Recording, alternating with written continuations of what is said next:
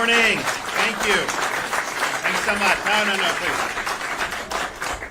It's great to be back in Miami Beach. I'm becoming a regular. We've been doing a lot of business down here.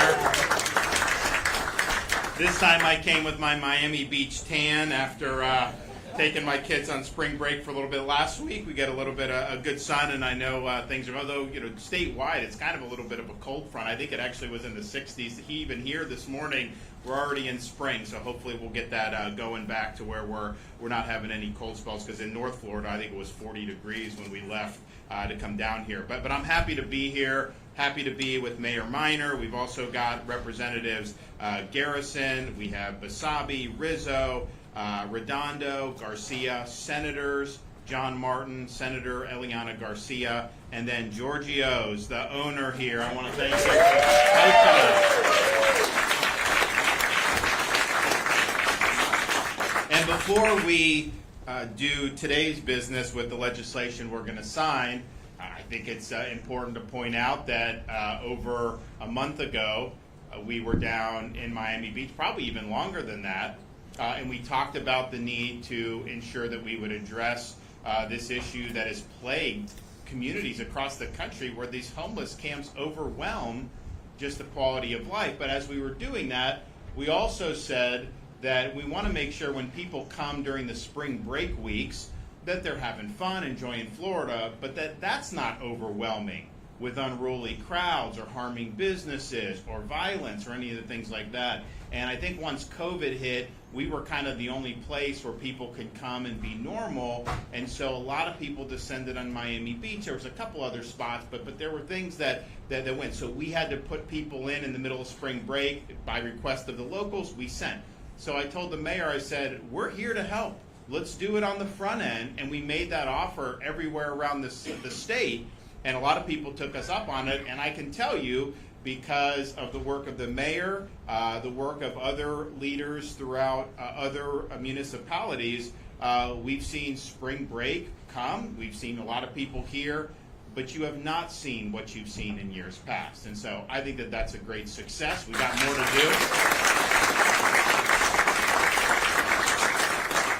But ultimately, the issue with the spring break plays in, to me, it's a similar thing to when we're dealing with this issue of these homeless encampments. We have to govern this state and our communities with an eye towards what's in the best interest of the law-abiding citizen, what's in the best interest of families who are trying to raise kids, what's in the best interest of our seniors who are here to retire. That's what it's got to be. And too often, it's like people in other states and other cities around that are not doing well, it's like they let the inmates run the asylum. That doesn't work. You have to make sure that everything we're doing is geared to that quality of life, public safety. Those are non-negotiable. And so the spring break thing, people are having fun, but we want the residents down here to be able to live their lives without having these things happen. We want the businesses to be able to function without having to close because you have crowds too much.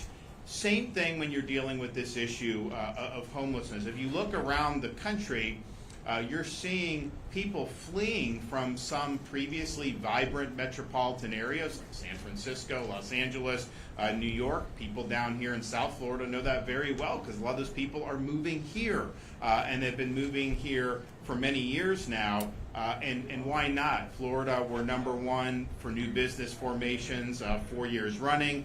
We're the largest net domestic in-migration state year after year. And we're #1 in GDP growth amongst all large states since 2019. Part of, I think, what you've seen is people that have come here have said Florida takes public safety serious, where the places they were leaving were not taking it serious. And some of that is being soft on crime, which we're not here in the state of Florida, and I'll commend the legislatures. They put great bills through, we'll be signing in the ensuing weeks, to ensure that we keep the momentum going as a law and order state and as a leader on law and order throughout this country. So that's very important. But I tell you, the number of families who would say they had to leave some of these areas because you'd have drug use just rampant in public. You'd have homeless overwhelming You could just like on Sunset Boulevard in Los Angeles, just a massive encampment shows up. That is not the way you can have strong communities. That is not the way you have good governance. That's not healthy for society. So we've seen what hasn't worked. And if you look at 2023, one of the publications published the top 10 cities with the largest homeless populations. 6 of the top 10 were in one state, California. LA number 2, San Diego 4, San Jose 6, Oakland 7, Sacramento 9, San Francisco 10. It's almost 180,000 homeless in the state of California. Seattle was number 4 on that list, and number 1, not surprisingly, was New York City with 88,000 homeless. And so you're seeing an increase in homeless encampments throughout some of these areas. It's interesting, in Florida, San Francisco is actually slightly smaller than the city of Jacksonville, yet San Francisco's homelessness problem has cost their taxpayers $1.1 billion in 2022 alone. That's almost 80% of Jacksonville's entire city budget. So this is just something that is not sustainable, and that model has absolutely failed. Now, we're the 3rd largest state in the country. We do not have any cities in the top 10 with respect to homeless. And part of that, I think, is because we have different policies. But it's interesting, we've seen homeless population throughout the country grow between 2019 and 2022 by 3%. Over that same period of time, Florida's population of homeless declined by 11%. So when you're going in the right direction, that's good, but when you're going in the right direction against the national tide going in the other, that's even better. So we've seen what this has done to these communities, and we don't want that to happen here in the state of Florida. So that's why today I'm signing HB 1365. It will help maintain and ensure that Florida streets are clean and that Florida streets are safe for our residents. This legislation prohibits camping on city streets, sidewalks, and parks. It creates state enforcement tools to ensure that local governments comply with this law, and it ensures that localities utilize the resources of homeless shelters to provide individuals with the safety and services that they need. And there are needs that need to be met, but doing the San Francisco and New York model is not a way to get the job done. The bill also provides alternatives for when homeless shelters have reached max capacity, but this is going to require that their services are there to help people get back on their feet. Things like substance abuse and mental health, those issues need to be addressed, and this bill ensures that that will be the case. So I think that this is an example of, I cited the statistics, Florida's declined, these other places are going up in terms of these homeless. You've seen the encampments and all these other places. It's not good, of course. We could just sit back and say, oh yeah, look how much worse they are, we don't need to do.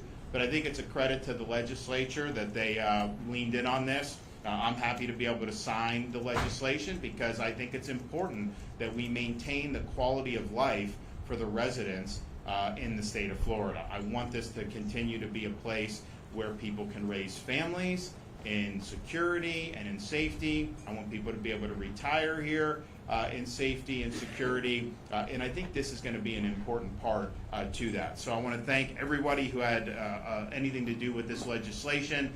We talked about this issue many weeks ago down here in Miami Beach, and today we're making good on that promise by signing a legislation to ensure that we don't allow our streets, our parks, and our sidewalks to be overwhelmed with tent cities and homeless encampments. And with that, we'll hear from some of our other speakers. I have our mayor here in Miami Beach, Mayor Miner. Come on up.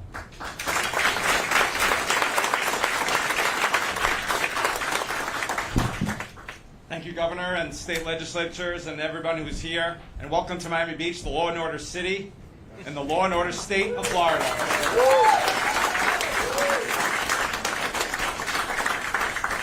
So late last year, our commission passed legislation that is so necessary, basically saying that if you're homeless and you're sleeping in the public right away, it gives our law enforcement the tools to try to get them the help that they need, to offer them the shelter.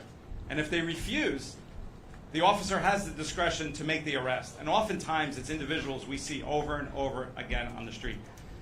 And that's one aspect of so much more legislation that we're working on. And obviously this spring break, and I don't want to jinx it, but it has been phenomenal. And thank you to the governor and to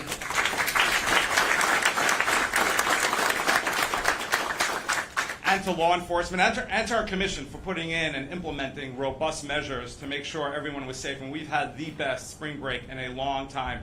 And I'll tell you, the governor told me before spring break, we are committed in the state of Florida to providing the resources that you need in Miami Beach and obviously elsewhere in the state. And they came through. I asked for a lot, and then I asked for more, and they delivered, and then some.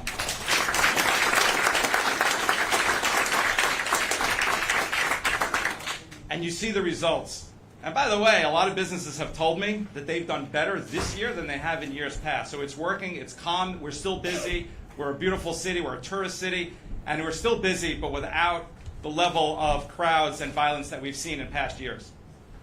So implementing this type of legislation regarding the homeless is so necessary for our residents, for our businesses, to make sure that our streets are clean and that they're safe. Public spaces are for the public. We always have to remember, it seems obvious, but sometimes that gets lost. Having criminal activity or drug use openly on the street is not acceptable here in Miami Beach, and evidently not in the state of Florida as well. But it's also compassionate legislation that we've done here in Miami Beach, and what this legislation does.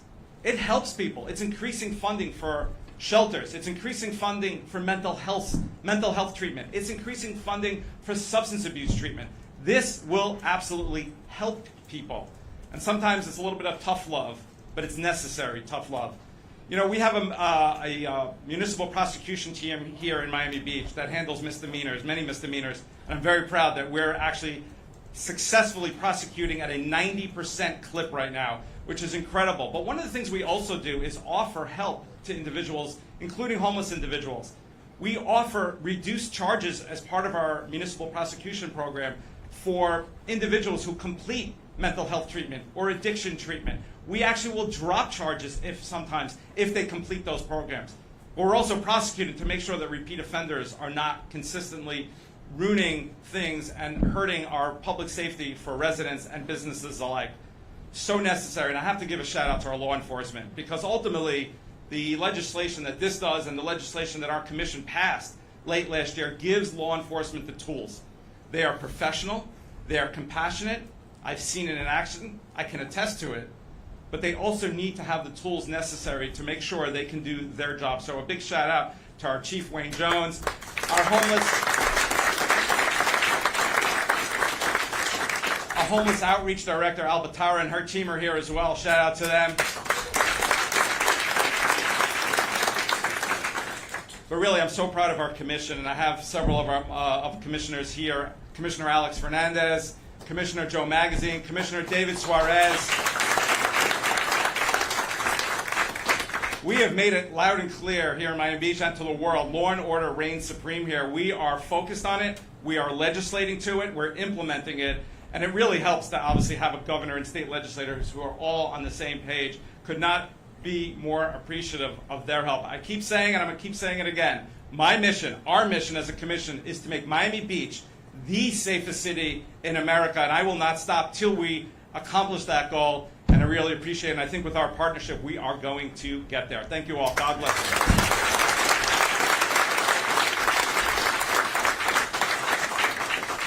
Thank you, Governor, and good afternoon. My name is Sam Garrison. I represent House District 11. I want to thank Speaker Renner, Speaker Designate Perez, and my House colleagues, Basabe, Redondo, Rizzo, Garcia, for their support in this particular legislation. And thank you, Governor, for highlighting the issue on a national stage, and the importance of communities. I love Florida. My community in Clay County is about as different from Miami Beach, Fabian, as it is possible to be. But it's part of what makes Florida so great. And I preach the virtues of this state with the zeal of the converted, because I was born and raised in Illinois, which has taken a very different approach to some of these quality of life issues And you appreciate, as many people in this room have who have come from other places and found their home, their true home here in Florida, you appreciate what we have here when you've seen places that have lost it. When you travel not just to California, you go to Denver, you go to Washington, D.C., our nation's capital, and you see great cities that we grew up idolizing and thinking just so fondly of, being brought to their knees with families not comfortable to have their kids out and walk down the street, business owners closing shop because it's just not safe and their customers aren't going to come to them anymore. Or just the lack of civic pride, quite frankly, when your downtown turns into a de facto homeless encampment. It should make you angry, but it should also make you sad. Sad from the standpoint that some of these communities in other parts of the country have, instead of taking bold action, as the governor has initiated here in Florida in his time in office, and the legislature certainly has done our part for many generations. But instead of taking that bold action, seeing a problem, being pragmatic and trying to figure out how do we solve it, other parts of our nation sadly have embraced comfortable inaction. And that's just not how we do business in the state of Florida. I love Florida. We're going to do whatever we can to protect it and preserve it for the next generation. And whether it's Miami Beach or Fleming Island or Tallahassee or all parts in between, what this legislation does, it says, you know what the mayor was talking about, the needs of Miami Beach are unique to Miami Beach, and we want to encourage and incentivize creative approaches to how to deal with the situation of chronic unsheltered homelessness. But with that, what we are saying as a state is we are putting the guardrails up and saying certain things we want to give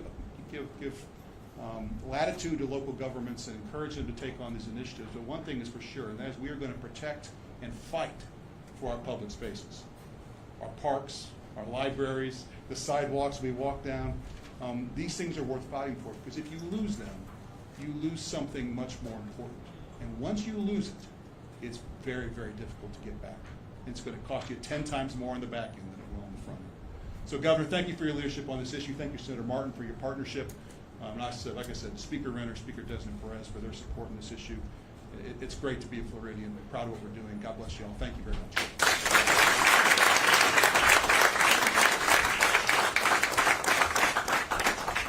Hey, good morning, South Beach. My name is Jonathan Martin. I'm a state senator, District 33, which is the western half of Lee County. I'm not the exact opposite of Clay County. I'm not the exact opposite of South Beach. But we have some shared values between both areas. We love our beaches. We love our warm weather. You guys don't get so warm in the wintertime up in Clay County.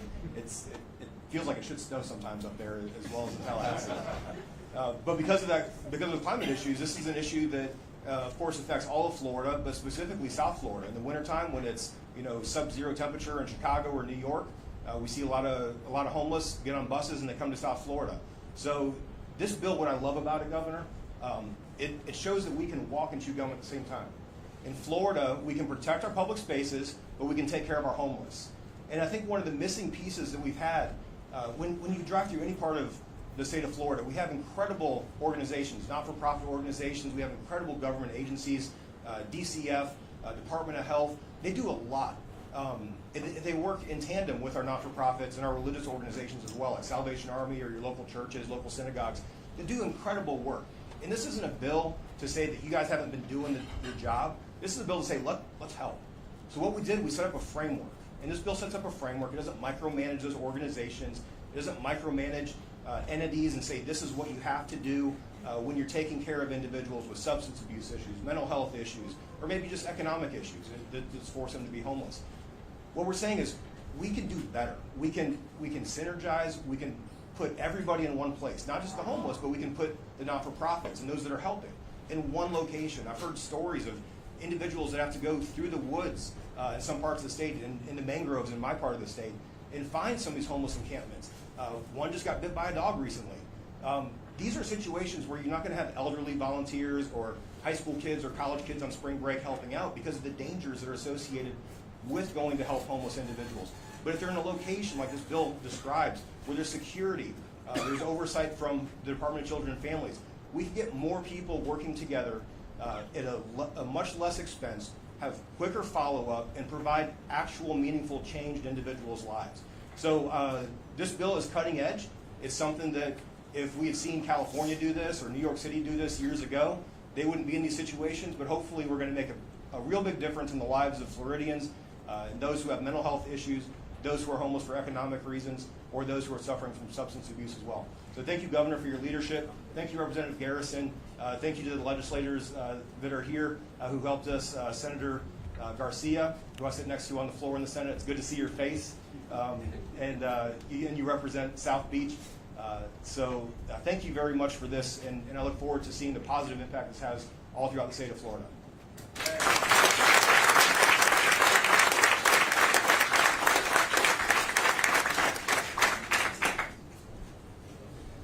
I call you my president. I got so many phone calls from business owners, hotel owners, restaurant owners, all in the hospitality business to thank you and thank our mayor, the commissioner, Chief Jones. It was the best spring break we ever had. It was the first year that restaurants, hotels didn't have to close down.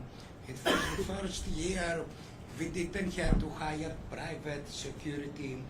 We had such a nice clients, we had good tourists, residents stayed here, and we had many of our businesses make more money than last year. We had no damages.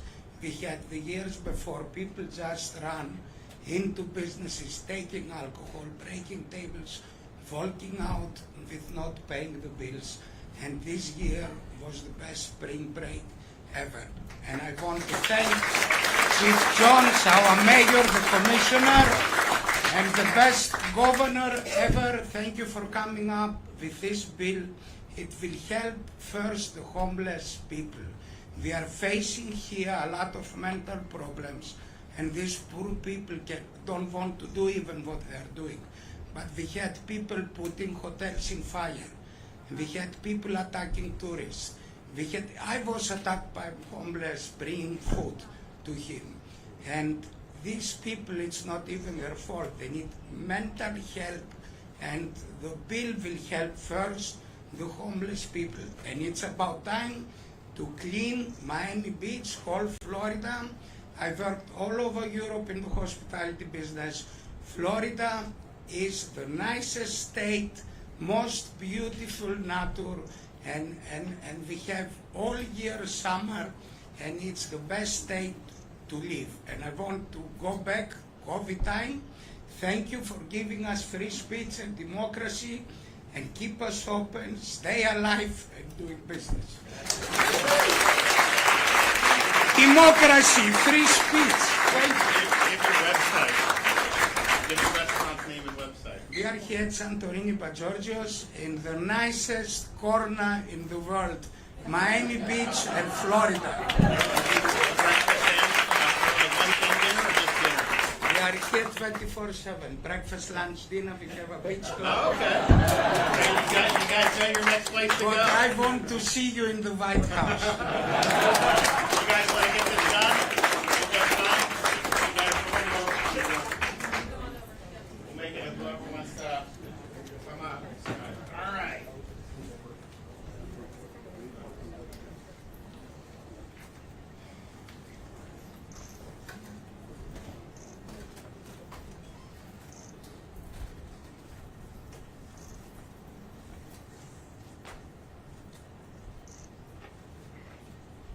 I get good at the dates that we get to the end of March because I've got two kids who have birthdays at the end of March, so it's always on our calendar.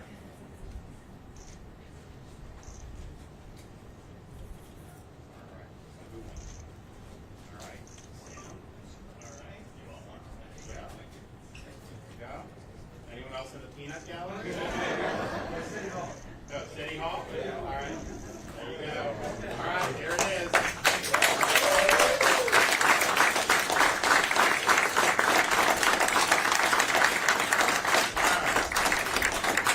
Now, We have a tradition. so you want to maybe explain this? So you may want to explain this so people don't think that we've gone crazy here. You gonna explain it? We have a tradition in ancient Greece. We were breaking plates for people we love and honor. and look up to them. Also, it sends away bad vibes and brings luck and success and health. And congratulations again to everything you're doing for us. Okay. Well, my wife sometimes says I'm a bull in a china shop, so I guess here we go. You have a Greek name, Dion. There you go. All right. So you ready? We gonna do it? All right. Just, And we need to say Opa. so it's 1, 2, 3, Opa. 1, 2, 3.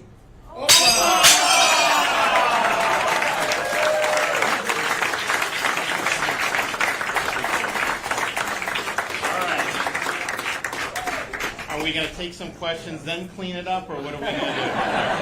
Hopefully nobody's barefoot for this, but yeah, we hope that brings a lot of good luck, and we're thankful for the progress. And to hear Georgios talk about the difference this spring break approach has made, that has a huge impact on quality of life, business, all these things. And so we're happy to. We know that the time's not over, but the resources are in place, and that's really the way to do it. So good job for everyone who's been working hard here on the ground and in other parts throughout the state of Florida. It's made a big difference for people. Okay, with that, yes, ma'am. Heather, should we expect you to join former President Trump on the campaign trail ahead of November?